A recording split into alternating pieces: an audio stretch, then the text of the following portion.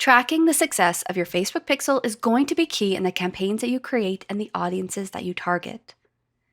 Here we are in the Facebook pixel dashboard, and you can find that by specifically going to your menu up top and choosing pixels under the Measure and Report column.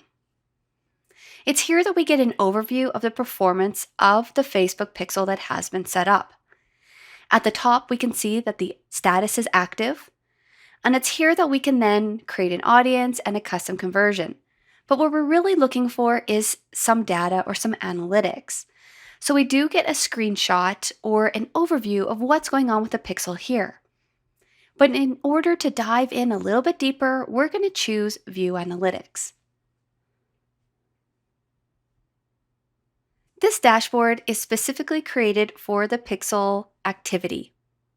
This is where you're going to track all the activity going on in your website so that you can craft useful marketing campaigns. And here we can see a high-level overview of what is happening. We're currently in the last 28 days, and we can create segments to further drill down the content. It's here that I can choose some specific date presets if I want to drill down into more specific date ranges. To the right of that, it's here I can filter the people that I am viewing, or I can set up a custom audience. And to the right is where I can create a new filter in order to filter down the view of what's going on in this dashboard. Currently, we have our highlights at the top, so we can see that we've acquired 121 new users. We have 171 unique users, so there are some repeats there. And then to the right, we can see our retention as well as a median session length. That means how long people are on the website itself.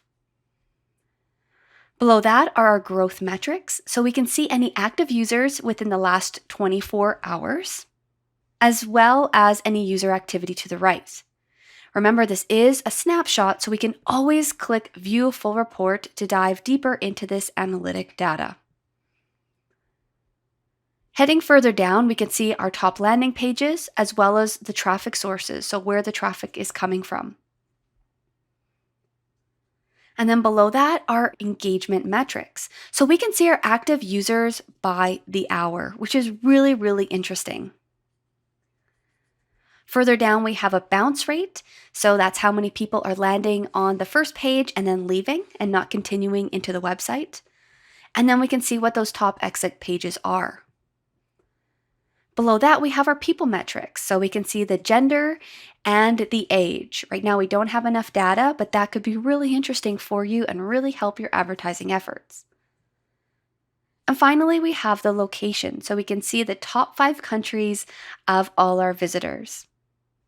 Now, if this dashboard isn't working for you, again, you can click into more specific boxes, but you can also create a specific dashboard based on the information you're looking for. Below that is where you can choose the different metrics you'd like, and there's a lot of different options. So we can look at active users, we could do the user journey, we could see what events we've set up and are being accomplished, and then we have our lifetime value. So that's how much a user costs in kind of a marketing overview. Below that, we have our people, so we can drill down into our demographics, what technology they're using, and any other user properties.